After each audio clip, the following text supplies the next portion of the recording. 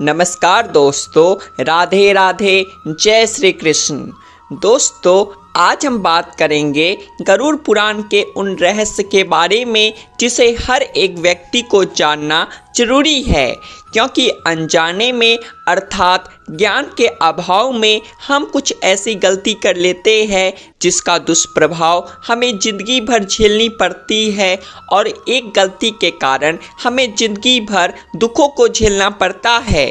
तो प्रिय दोस्तों, मैं पहले ही बता दूं कि आप इस वीडियो को बीच में छोड़कर जाने की गलती ना करें, क्योंकि स्वयं भगवान श्री कृष्ण कहते हैं कि किसी भी व्यक्ति को गरुड़ पुराण की कथा को बीच में नहीं छोड़ना चाहिए, क्योंकि आधा अधूरा ज्ञान मनुष्य के बर्बादी का कारण बन सकता है। अतः आपसे विनती है कि इस कथा को अंत तक अवश्य देखें। सबसे पहले हम बात करते हैं कि आखिर महिलाओं को शमशान घाट क्यों नहीं जाने चाहिए। दोस्तों, वीडियो के अंत में हम आपको गरुड़ पुराण के एक ऐसे रहस्य के बारे में बताएंगे जिसे आपने शायद पहले कभी नहीं सुना होगा, जिसे जानकर आपके होश उड़ जाएंगे। तो चलिए शुरुआत करते हैं। मित्रों, हिंदू धर्म में 16 संस्कार होते हैं, जिसमें व्यक्ति की मृत्यु होने के बाद अंतिम संस्कार यानी 16 संस्कार की क्रियाएं की जाती है। हिंदुओं में मृत्यु के पश्चात अंतिम यात्रा निकाली जाती है। इसके बाद दाह संस्कार किया जाता है। मृत व्यक्ति की सब यात्रा और अंतिम संस्कार में परिवार के सभी पुरुष शामिल होते हैं। हिंदू रिवाज के तहत औरतों को यहाँ जाना सख्त मना होता है। बहुत कम लोग ही जानते हैं कि औरतों को अंतिम संस्कार में क्यों शामिल नहीं किया जाता। माना जाता है कि बुरी प्रेत आत्माएं सबसे पहले औरतों को ही अपना निशाना बनाती है। खासकर भूत उन औरतों को अपना निशाना बनाते हैं जो वर्जिन होती है, इसीलिए उन्हें शमशान घाट नहीं ले जाया जाता। हिंदू रिवाज के हिसाब से जो अंतिम संस्कार करने जाता है उसे गंजा होना पड़ता है। गंजापन औरतों या लड़कियों को नहीं सुहाता, इसलिए एक यह भी वजह है कि औरतों को अंतिम संस्कार में नहीं ले जाया जा सकता। ऐसा कहा जाता है कि शरीर को अंतिम संस्कार के लिए ले जाने के बाद पूरे घर की सफाई की जाती है, जिससे कोई भी नकारात्मक शक्ति घर में ना रह सके। इसीलिए घर की साफ सफाई और अन्य घरेलू कामों के लिए औरतों को घर में रोका जाता है। अंतिम संस्कार के बाद पुरुषों का घर में प्रवेश स्नान के बाद ही होता है। मित्रों, ऐसी भी मान्यता है कि शमशान घाट पर मृत आत्माएं भटकती रहती है।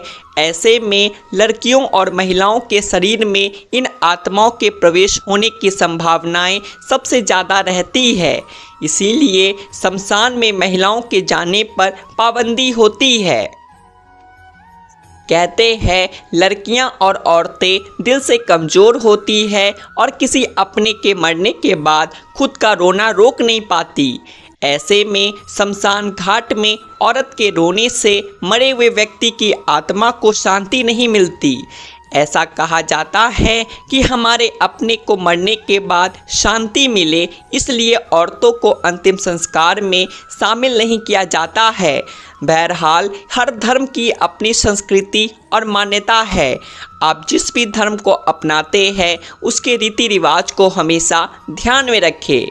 मित्रों, अब हम बात करते हैं कि आखिर शमशान घाट से लौटते वक्त पीछे मुड़कर क्यों नहीं देखना चाहिए। मित्रों, कई लोगों के मन में यह सवाल आता है कि अंतिम संस्कार के बाद शमशान घाट से वापस लौटते समय पीछे मुड़कर क्यों नहीं देखना चाहिए। धार्मिक मान्यता के अनुसार यदि शमशान घाट से वापस लौटते समय परिजन मुड़कर पीछे देखते हैं तो ऐसे में आत्मा का परिवार के साथ मोह भंग नहीं हो पाता और आत्मा को यह संदेश पहुंचता है कि उसके परिवार के हृदय में अभी भी उसके प्रति मोह बरकरार है।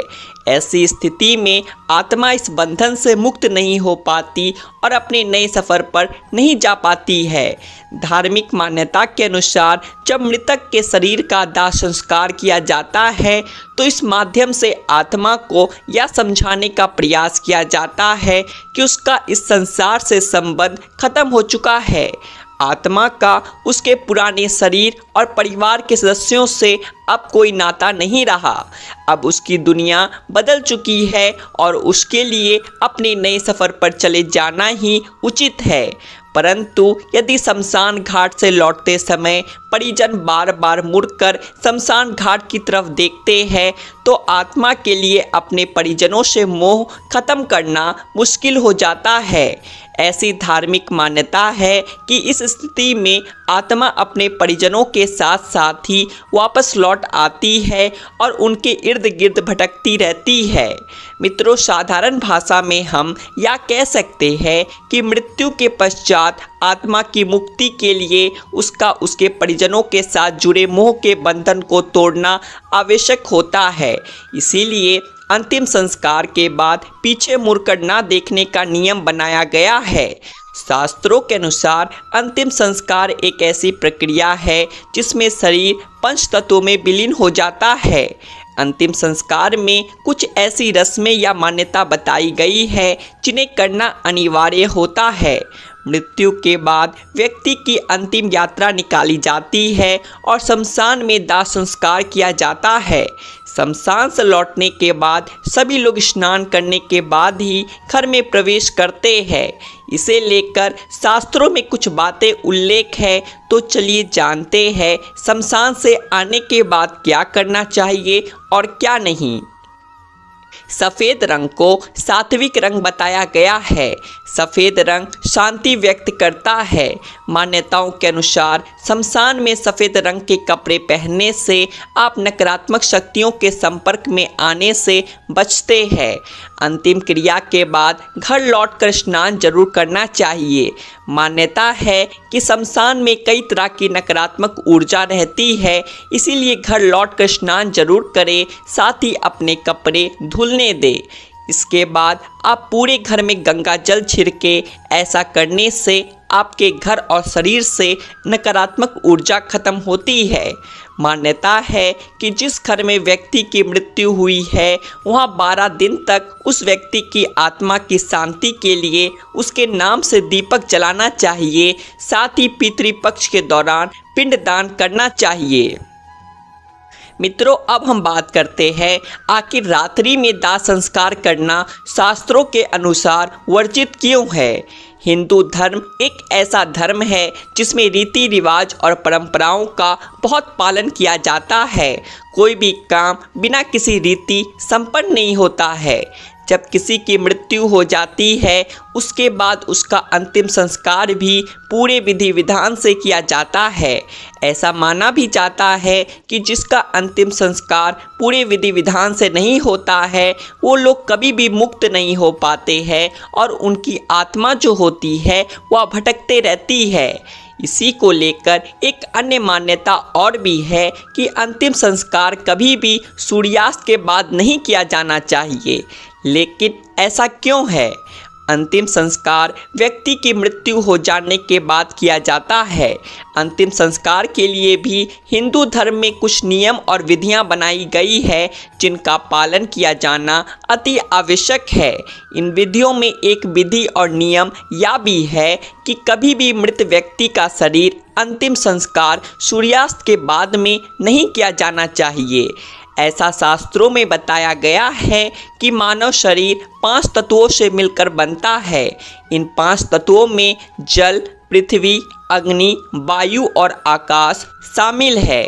जब व्यक्ति का दाह संस्कार किया जाता है तो अंतिम संस्कार के रूप में यह 5 तत्वों में विलीन हो जाते हैं। जहां से ये आए थे फिर ये दूसरे शरीर में प्रविष्ट करने के लिए तैयार हो जाते हैं। जब अंतिम संस्कार पूरे विधि विधान से नहीं होता है तो व्यक्ति की आत्मा मुक्त नहीं हो पाती है और भटकती ही रहती है। ऐसी आत्मा को ना तो नरक लोक में जगह मिलती है और ना ही परलोक में, या बीच में ही भटकती रह जाती है। ऐसे व्यक्तियों की आत्मा को प्रेत लोक में जगह मिलती है। अगर किसी व्यक्ति की मृत्यु हो जाती है तो इसका यह मतलब नहीं होता कि कभी भी उसका अंतिम संस्कार कर दिया जाए। शास्त्रों में दाह संस्कार करने के भी कुछ नियम बताए गए हैं। इन नियमों में से एक नियम यह है कि अगर किसी व्यक्ति की मृत्यु रात में होती है या फिर सूरज ढलने के बाद कभी भी होती है तो ऐसे में उनका अंतिम संस्कार सूर्यास्त के बाद नहीं किया जाता है। उस शव को रात में घर में तुलसी माता के पास रखा जाता है और शव के आसपास दीपक जलाकर रखा जाता है। उसके बाद जब सुबह सूर्योदय हो जाता है उसके बाद ही शव को घाट पर लेकर जाया जाता है।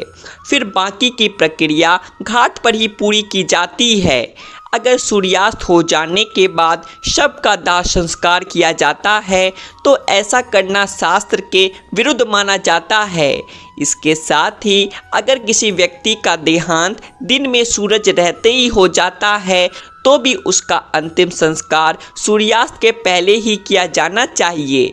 सूर्य ढल जाने के बाद अंतिम संस्कार नहीं किया जाता है। सूर्यास्त के बाद कभी भी अंतिम संस्कार इसलिए नहीं किया जाता है क्योंकि अगर सूर्य के ढलने के बाद अंतिम संस्कार किया जाता है तो दोष लग सकता है।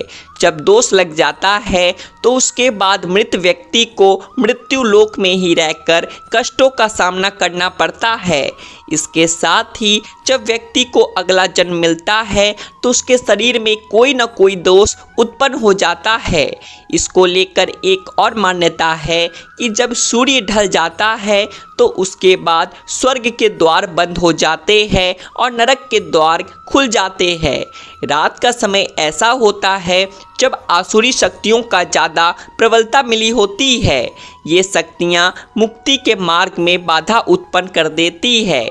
ऐसे में जब मृत आत्मा को मुक्ति नहीं मिल पाती है तो वह भटकती रहती है। ऐसे में वो अपने आसपास के लोगों और परिजनों को परेशान करती है। यही कारण है कि रात में अंतिम संस्कार की क्रिया नहीं की जाती है। तो दोस्तों, ये थी अंतिम संस्कार से जुड़ी कुछ खास जानकारियाँ। आशा करते हैं आपको जानकारी पसंद आई होगी।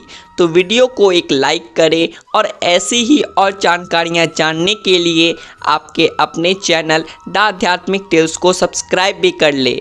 बोलिए भगवान श्री नारायण की जय। नमस्कार दोस्तों, राधे राधे, जय श्री कृष्ण। दोस्तों, आज हम बात करेंगे गरुड़ पुराण के उन रहस्य के बारे में जिसे हर एक व्यक्ति को जानना जरूरी है, क्योंकि अनजाने में अर्थात ज्ञान के अभाव में हम कुछ ऐसी गलती कर लेते हैं जिसका दुष्प्रभाव हमें ज़िंदगी भर झेलनी पड़ती है और एक गलती के कारण हमें ज़िंदगी भर दुखों को झेलना पड़ता है। तो प्रिय दोस्तों, मैं पहले ही बता दूं कि आप इस वीडियो को बीच में छोड़कर जाने की गलती ना करें, क्योंकि स्वयं भगवान श्री कृष्ण कहते हैं कि किसी भी व्यक्ति को गरुड़ पुराण की कथा को बीच में नहीं छोड़ना चाहिए, क्योंकि आधा अधूरा ज्ञान मनुष्य के बर्बादी का कारण बन सकता है। अतः आपसे विनती है कि इस कथा को अंत तक